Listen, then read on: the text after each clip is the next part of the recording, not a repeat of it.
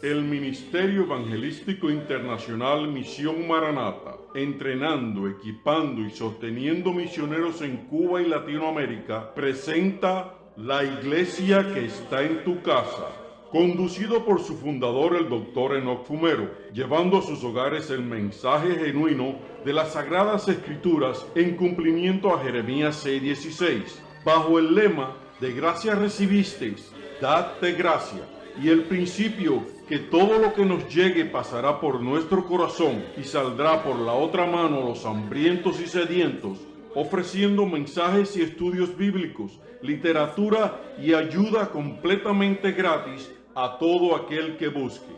Nuevamente, mis queridos hermanos, ante ustedes para traerles la segunda parte de esta conferencia basada en 2 de Corintios 7:14.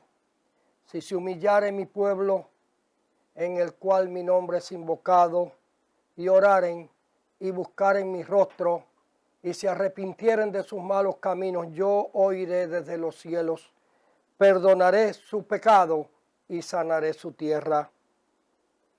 Y recuerdan que el título de estas dos conferencias es la victoria de la iglesia. La iglesia no tendrá victoria hasta que cumpla con los requisitos que Dios le pidió al pueblo de Israel a través de Salomón.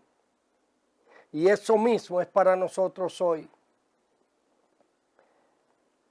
Quiere decir que cuando los cristianos cumplamos con lo que el Señor nos pidió, ahora vienen en aquellos 5 primeros escalones, ahora vienen 3 escalones más. Los primeros fueron las demandas del Señor. Los 3 segundos son las bendiciones del Señor. Pero es bueno que nosotros vayamos a la historia del templo de Jerusalén. Datos asombrosos. Ustedes recordarán cuando el gran Abraham fue a sacrificar a su hijo Isaac. Dios le dijo que lo llevara a un lugar llamado el Monte Moria. Allí lo llevó 2000 años antes de Cristo para sacrificarle en aquel lugar. Años más tarde, 1000 años más tarde, es el lugar donde el rey David, ante una gran epidemia terrible, le pide que sacrifique, que le compre una era llamada la era de Araúna Jebuseo, en el mismo lugar del Monte Moria. Y allí levantó un altar para hacer sacrificio y que la mortandad cesara. Eso está en 2 de Samuel capítulo 24. El mismo lugar donde 1000 años más tarde el Señor Jesucristo entregara su vida en la cruz del Calvario, en el lugar conocido como el Monte Calvario. Y es interesante que debajo de ese monte hay una gran cueva donde se cree, se le llama la cueva de Jeremías, donde se cree que el profeta Jeremías, que era también sacerdote en ese tiempo, escondiera el arca del templo y muchos utensilios sagrados que eran de sumo valor, y allí están, según datos fidedignos, y los arqueólogos buscan y rebuscan a ver si pueden encontrarla. El tema de la conferencia es la victoria de la iglesia, la segunda parte. Y les hablé de los 5 primeros escalones, bien detallados, inspirados por el Espíritu Santo, porque la gente lee de una manera extremadamente superficial la Biblia y no se da cuenta de los pormenores que encierra todo lo que la Biblia quiere que nosotros conozcamos. Hablé de que después de esos 5 escalones vienen un descanso. ¿Por qué el descanso? Porque toda escalera tiene un descanso. ¿Pero por qué un descanso? Porque ese descanso es para reponerse, reaccionar y reflexionar si seguimos subiendo o no, si aceptamos las demandas de algo de alguien o no. Eso significa, ese descanso significa decisión. Usted lo toma o lo deja. usted toma las anteriores demandas del Señor y decide seguir subiendo, porque Dios siempre pone al hombre ante una gran disyuntiva o ante una gran decisión. ¿Lo tomamos o lo dejamos? ¿Lo cogemos o lo rechazamos? Y en ese descanso Dios nos deja en plena libertad para que nosotros decidamos lo que vamos a hacer. De ahí que es el Señor el que nos dice qué tenemos que hacer. Por ejemplo, Moisés, cuando el pueblo iba por el desierto, escribe en Deuteronomio 30, 15 y 19 estas palabras, dándole Dios a escoger al pueblo. Le dice: he puesto delante de ti hoy la vida y el bien, la muerte y el mal. A los cielos y a la tierra llamo por testigo hoy contra vosotros, que os he puesto delante la vida y la muerte, la bendición y la maldición. Escoge pues la vida para que vivas tú y tu descendencia. Sí, el Señor coloca al hombre siempre ante una disyuntiva. El ser humano ha sido puesto ante una gran disyuntiva. Dios no nos obliga, una alternativa del bien y el mal. El padre le dice al hijo: si tú eres un buen hijo, tendrás de mí tal o cual cosa. Eso mismo le dice la madre a la hija: si tú eres pura y moral, tendrás mi para bien. Eso mismo le dice el empresario al empleado: si tú eres un buen trabajador, tendrás tales beneficios. Eso mismo le dice el maestro al alumno: si tú eres un buen estudiante, recibirás tales y cuales galardones y beneficios y ascensos. La vida, por tanto, se desenvuelve entre escoger y rechazar. Y la fe cristiana no puede ser distinto. De la misma manera actúa el Señor con nuestras vidas. Él nos pone delante de dos caminos. La iglesia, cuando cumpla con mis demandas, dice el Señor, recibirás mis beneficios. Y esta es la razón de ser de esta gran escalera que les estamos presentando por inspiración del Espíritu Santo. Dije en la primera parte de esta conferencia que deseaba ser bien bíblico con ustedes, que quiero que sea la misma Biblia la que les hable, porque la Biblia tiene todo para nosotros. Y precisamente para no hacer, echar mano a argumentos humanos ni a palabras de hombres, yo quiero usar la Biblia. Si oraren, sexto escalón, yo iré desde los cielos. Tremenda palabra. Este ha sido y es el gran conflicto de toda la cristiandad, que no estamos seguros que cuando clamamos el Señor nos escucha. La gran interrogante de la gente: ¿me escucha el Señor o no me escucha? Cuando oro, ¿me escucha el Señor o no? Y así pasamos años. El Señor no me oye, no me escucha. Pues mira, depende de cómo estemos. La Biblia es clara para que Él nos escuche. Y de nuevo volvemos con el salmista David. Él nos dijo estas palabras al hablarnos claramente. En el Salmo 34:15 nos dice: los ojos del Señor están sobre los justos. Y nota el calificativo: justos, porque hay injustos, buenos y hay malos, pecadores y limpiados por Cristo. Atentos sus oídos al clamor de ellos. ¿De quiénes? De los justos. O sea que si no es justo, olvídese, ahí tiene usted el por qué las oraciones no son respondidas. Ya lo tiene.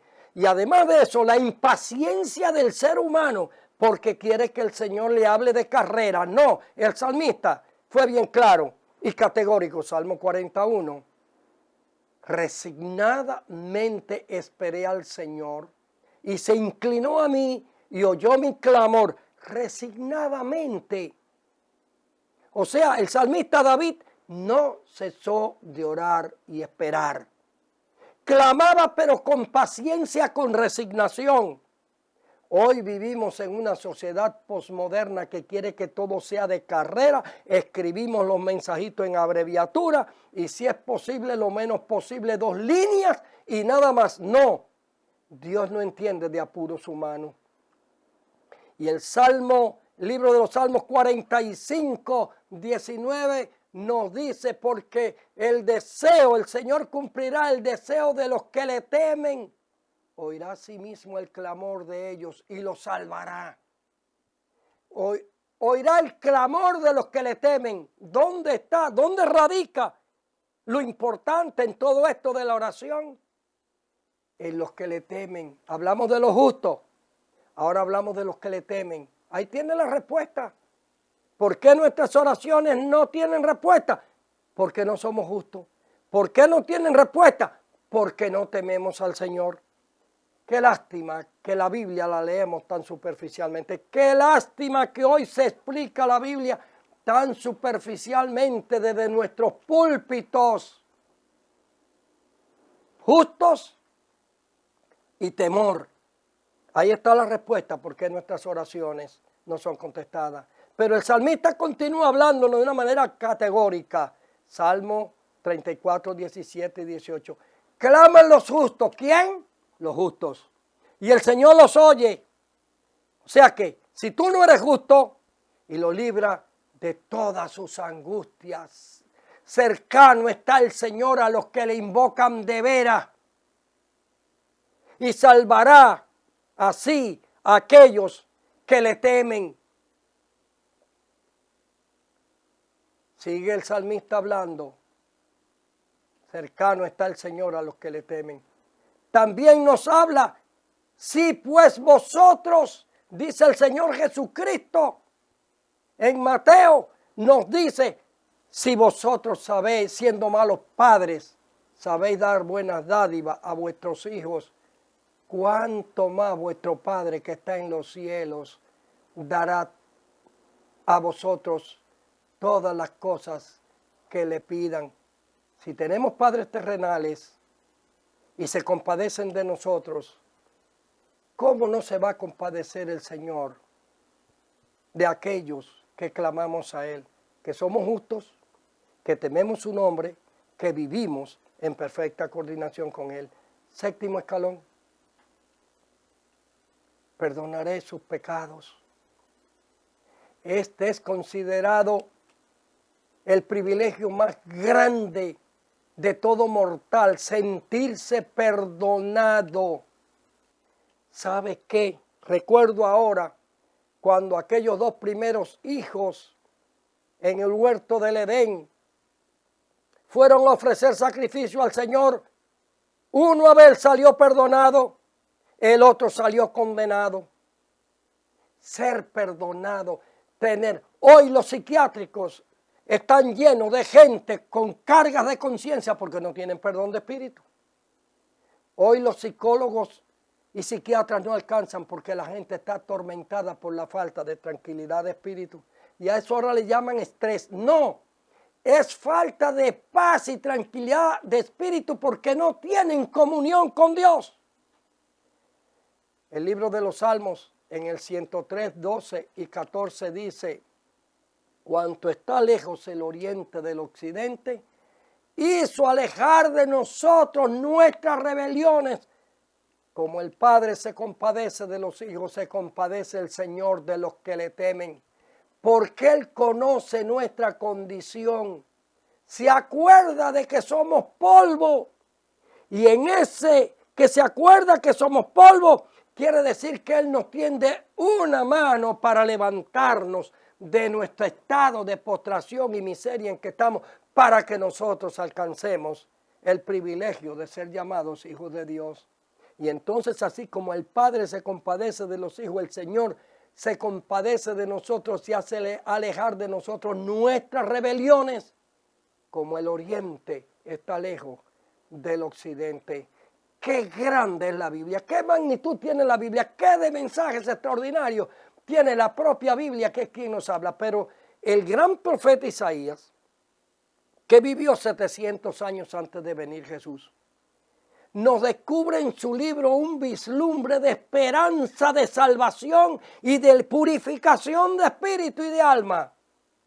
Por eso el libro de Isaías con mucha razón ha sido llamado el Evangelio de Isaías, porque el libro de Isaías es rico en promesas del Evangelio de Jesucristo.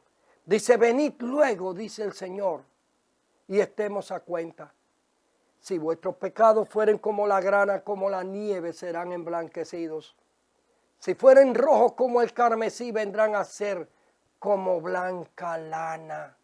Hablando de la limpieza espiritual, de la pureza espiritual tan grande que hay en el poder salvífico del Señor Jesucristo.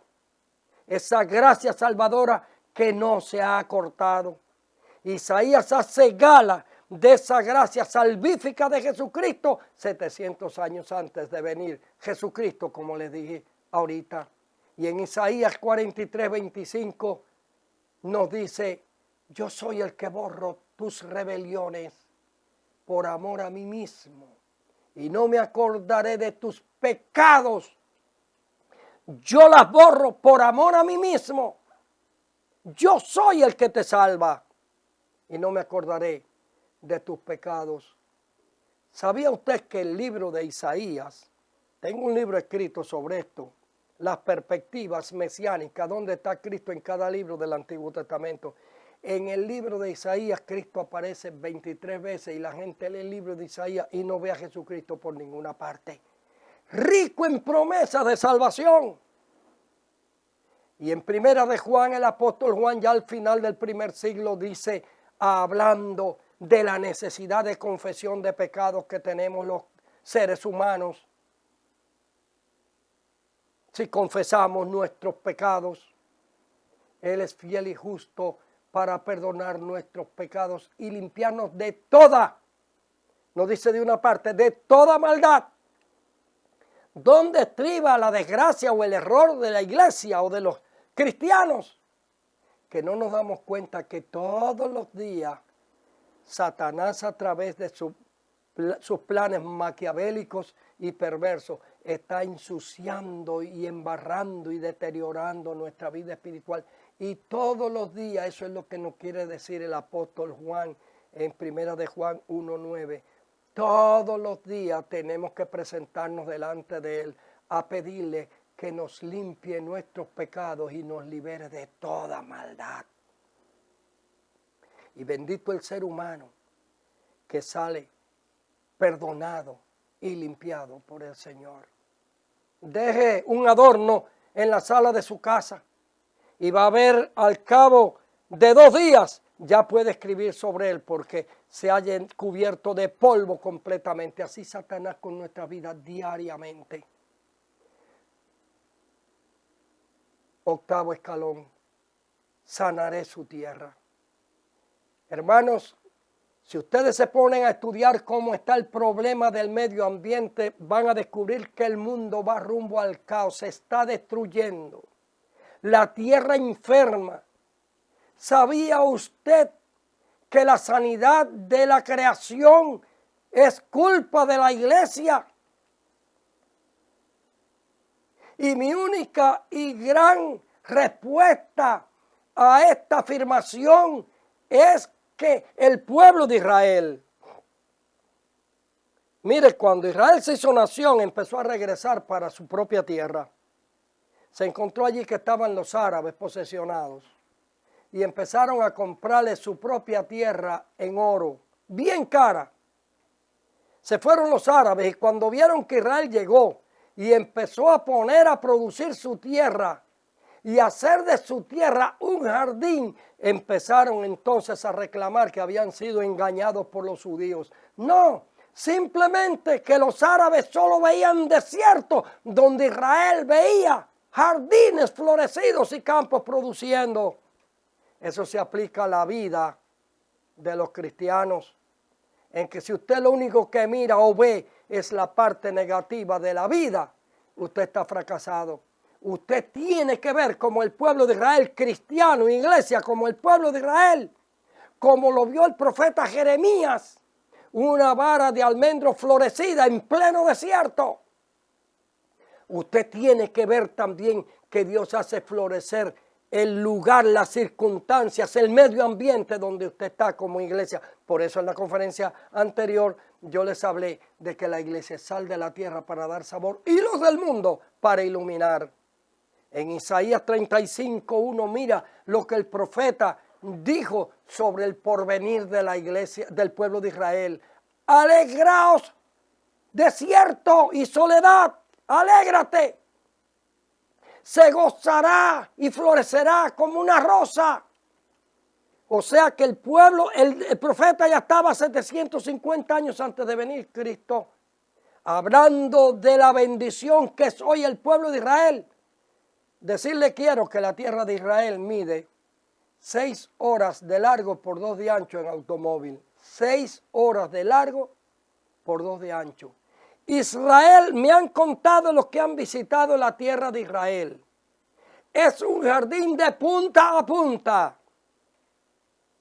Israel cogió el desierto y ha preparado unos paneles bien fertilizados, como de 1 metro cuadrado, quizás menos, de tierra bien fertilizada, bien sembrada, bien cultivada, y va poniendo como si fueran paños en un piso de esas plantas. Y entonces ha tendido un sistema de mangueras plásticas y cada minuto una gota va cayendo en el tronco de cada planta.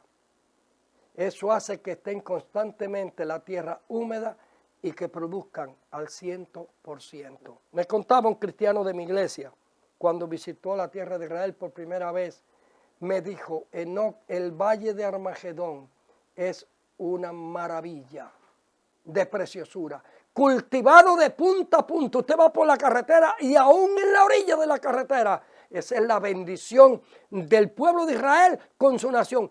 ¿Qué no hará la iglesia? Sanaré su tierra, nos dice el Señor. Iglesia, el Señor está presto a sanar su propia tierra que Él creó. El universo entero, pero depende que la iglesia con su presencia viva orando y clamando por la sanidad, no solo de las almas, sino de la creación. El salmista David nos sigue hablando, la tierra dará su fruto, nos bendecirá el Dios nuestro.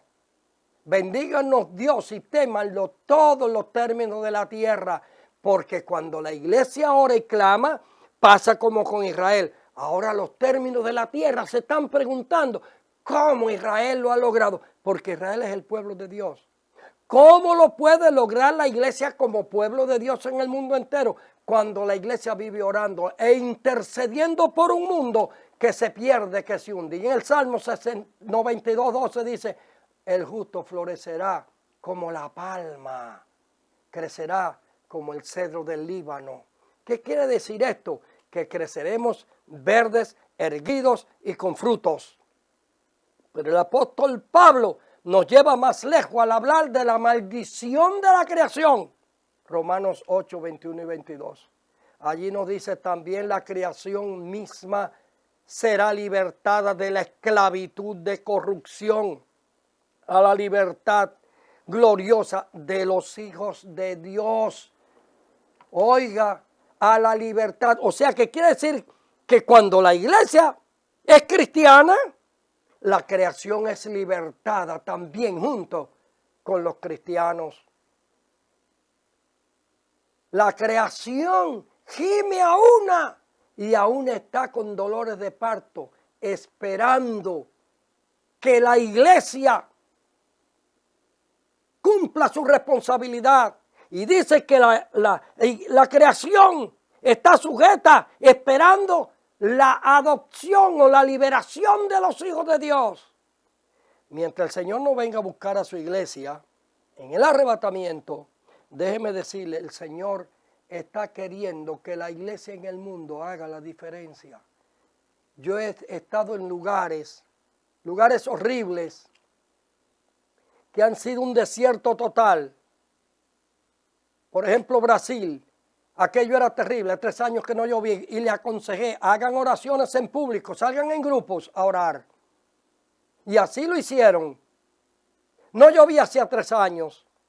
Y después que me fui, me llamaron, pastor, va a tener que venir usted para que se vaya la lluvia. Digo, no, ahora oren ustedes. Dice que era horrible la cantidad de lluvia que estaba cayendo. Sí, así obra el Señor. Trae sanidad integral. La creación misma está esperando. Los gobernantes del mundo, los pueblos, están esperando por una iglesia que se manifieste.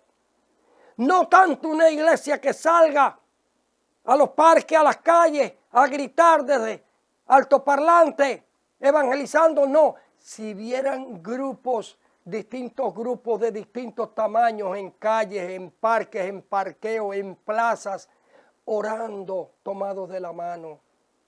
Usted no se imagina lo que eso significaría para su comunidad. En los poblados, en los caseríos, en los callejones. Iglesia, cumple tu misión como tal. Sé sal de la tierra y sé luz del mundo. La iglesia no está puesta para poner y quitar reyes ni gobernantes, pero sí la iglesia con su oración, su vida de intercesión, está logrando que el Espíritu Santo cambie las cosas. Y el Espíritu Santo entonces es el que se encarga de quitar y poner, de arreglar, de limpiar. Cuando la iglesia haga esto, nos esperan días, nos auguran días maravillosos. Quitemos nuestras manos.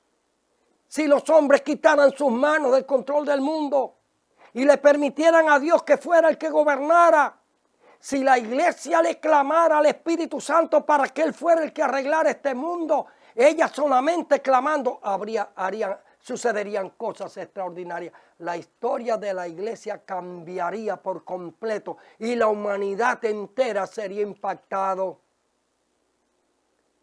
Por esto, este mensaje es tan oportuno para usted. Y quiero darle otro gran secreto. El Señor Jesucristo se halló con un paralítico, Mateo 9:2. Y sucedió que le trajeron un paralítico tendido sobre una cama. Y al ver Jesús la fe de ellos, dijo al paralítico, ten ánimo, hijo, tus pecados te son perdonados. Y ahora yo me pregunto, ¿por qué sus pecados perdonados? Si lo que le trajeron fue un hombre postrado en cama. ¿Qué tiene que ver una enfermedad con el pecado? Muchísimo, porque Jesús sabía que detrás de los pecados había una atadura física. Mira dónde llega la maldad en el corazón del ser humano. Oh, si la iglesia descubriera este gran secreto, de que nosotros estamos viviendo en caos total nuestra vida, nuestra salud, nuestra creación, producto del pecado y de la maldad. Los griegos usaban un término llamado holos, con H, holos. Eso quería decir totalidad. Ellos creían que al ser humano había que tratarle la parte humana con la parte espiritual, en este caso mental. Y a eso se le ha llamado medicina holística. Y hay en el mundo hoy precisamente hasta universidades llamadas universidades holísticas, donde la gente va a estudiar para después poner en práctica. Yo he estudiado estas cosas. El ser humano tiene muchos centros nerviosos o centros que usted los oprime, a eso se le llama digitopuntura de dedo. Usted oprime el punto sensitivo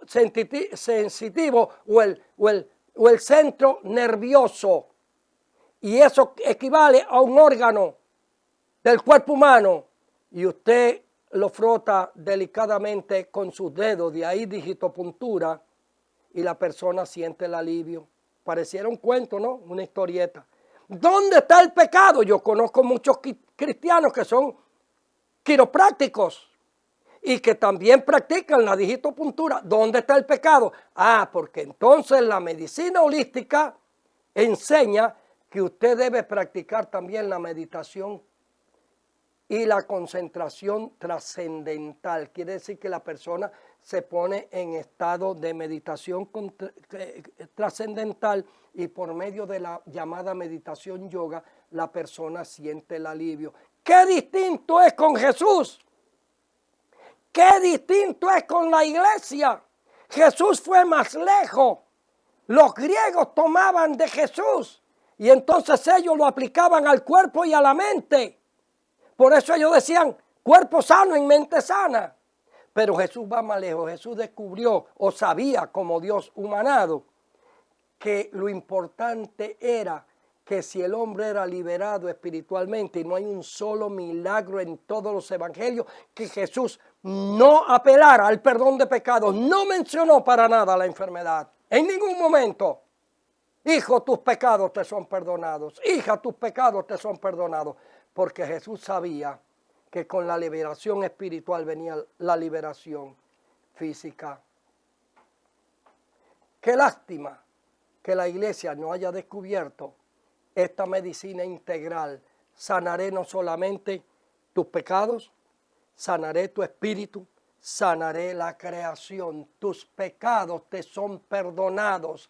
La gran diferencia que no se ha querido investigar, ni estudiar, ni aprender, el papel del pastor y el papel del psicólogo.